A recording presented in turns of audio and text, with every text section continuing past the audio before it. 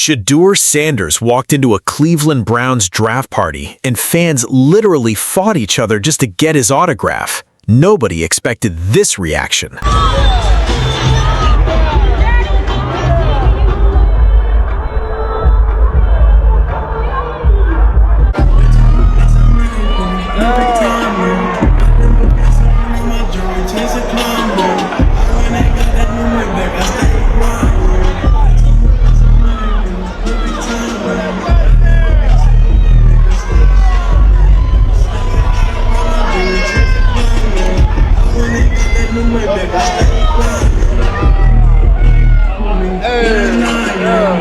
Just getting started as the Browns welcome in tons of fans to Public Auditorium for their 2020. The town is here and they are ready to roll. And wouldn't it be something? Coming up after the break, we'll take a look in depth about this wide receiving position, some of the prospects that we may hear their names called. Winning talent on this team to get them from that 5-win season last year to 1 by 6, a 12-win team this year. Are you Marvel? I am.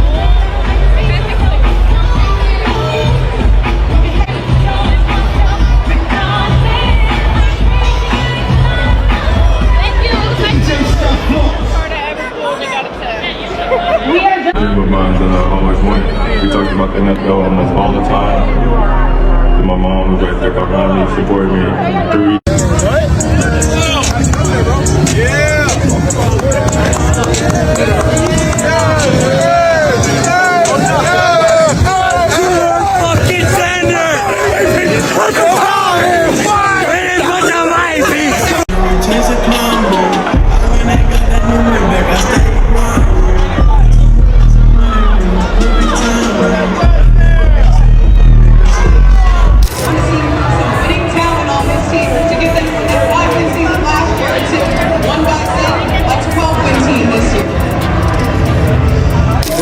Whichever franchise calls his name tonight. I shooting in Chicago before I grew up there. What you're about to see inside that Cleveland Browns draft party was not planned. It was not staged, and nobody, not the fans, not the front office, not even Shedeur Sanders himself, saw it coming like this.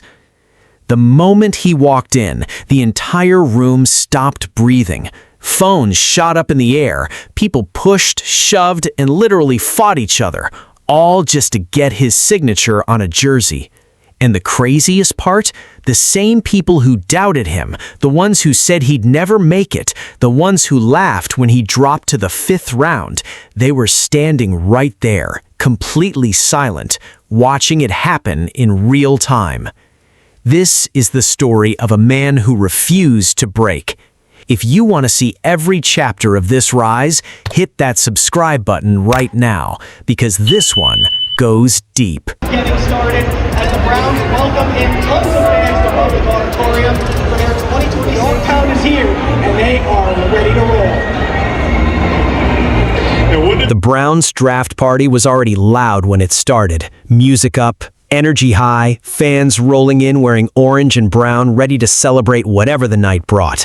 It was supposed to be a team event, a big night for a franchise trying to rebuild its identity.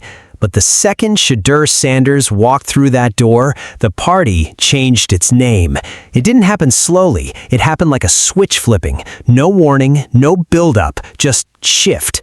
Heads turned at the exact same moment, like everyone felt something big enter the room without even seeing it yet. Phones went up instantly, the noise level jumped, and the energy went from regular NFL excitement to something that felt more like disbelief, because there he was, calm, smiling, fully aware of every single eye locked on him, and not even slightly rattled by it.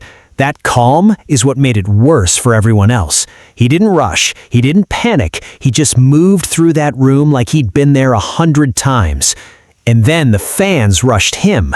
It turned messy fast, people shouting his name over each other, jerseys flying up from every direction, pens stretched out through small gaps in the crowd, hands grabbing for anything he touched, and then people started pushing, not gently, pushing, fighting over position, arguing over who got there first, full chaos unfolding in real time around one human being standing completely still in the center of it all.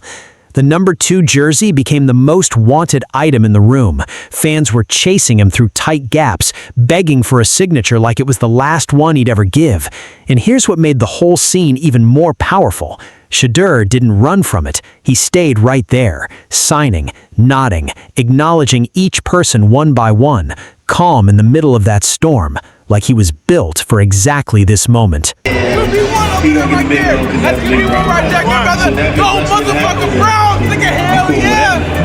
Cameras that had been covering the full event slowly shifted toward him and stopped shifting. Everything else at that draft setup became background noise. And even the Browns' front office staff standing nearby looked locked in on what was unfolding, almost like they were watching something bigger than just a party. Because they were. But here's what makes this moment hit even harder when you understand the full picture. This same player, the one fans were literally fighting over just to touch his jersey, was sitting in a green room not long ago watching his name get skipped over and over again. There were reports, there was talk, teams like the New Orleans Saints were linked to him, signals were out there that he'd go early. And then draft night came, and Shedeur Sanders dropped. Not to the second round, not the third, not the fourth, the 5th round.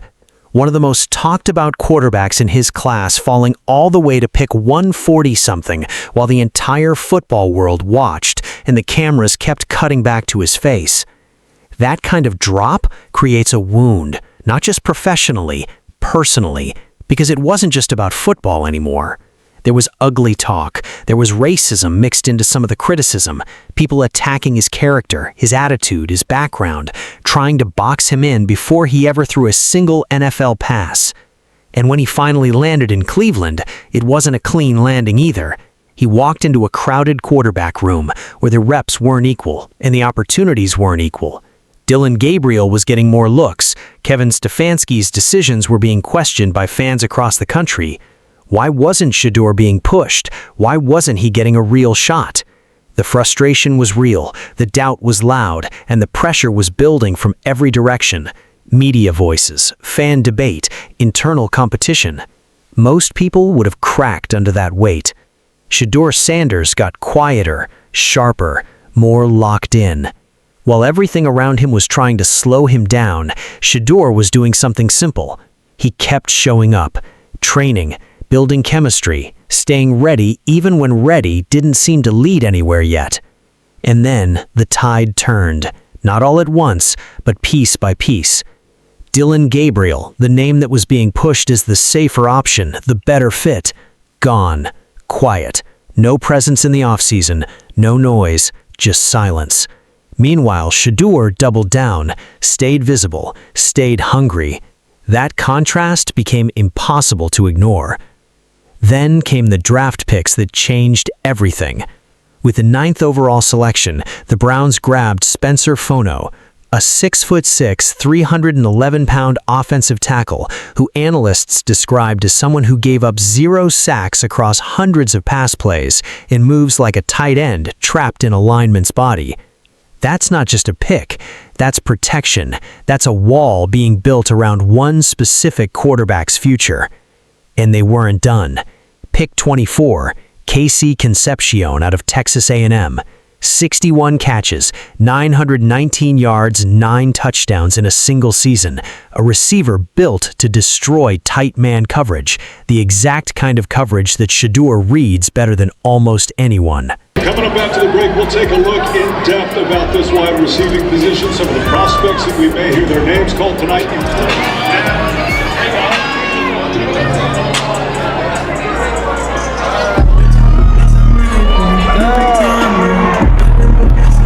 Fans didn't need a press conference to understand what was happening. The message was being sent in real time through the draft board. This offense wasn't being built for competition. It was being built for one person to take control. And Shedeur Sanders, the guy they tried to bury in round 5, is that person. Kevin Stefanski, the coach who couldn't make it work in Cleveland, is now in Atlanta trying to start over. But the same questions are following him. The same doubts are building because bad decisions don't disappear. They wait. And every media voice that spent months piling on Shedeur, every pundit who questioned his ceiling, every take that aged terribly, they're all watching this happen now with nowhere to hide. The player they counted out is becoming the centerpiece of an entire franchise rebuild. The narrative they wrote is being rewritten in real time, and they're not the ones holding the pen. What happened at that Browns draft party wasn't just fans going crazy over an autograph. It was a city feeling something it hadn't felt in a long time. Belief. Belief in a player who got knocked down publicly, doubted loudly, and disrespected openly, and still found a way to rise above every single one of it. Not with a speech, not with a press conference, just with consistency. Just with showing up when it was easiest to walk away. Shedeur Sanders didn't chase the moment at that draft party. The moment chased him, and that's the difference between someone performing for attention and someone who has actually earned it. The setback was real, the pain was real, and now the rise is just as real. Cleveland has a new name in the building, and judging by what we saw that night, the chaos, the energy, the pure emotion of fans fighting just to get close to him, the city already knows exactly what they have. This isn't the end of the story, it's the opening chapter, and Shedeur Sanders is just getting started. Now, I want to hear from you. Drop it in the comments right now. Is Shedeur Sanders about to become the most important quarterback in Cleveland Browns history? Or do you think the doubters still have a point? Let's talk about it. And if you believe in this rise, if you've been with Shedeur from day one, hit that subscribe button, because this story is far from over, and you don't want to miss what happens next.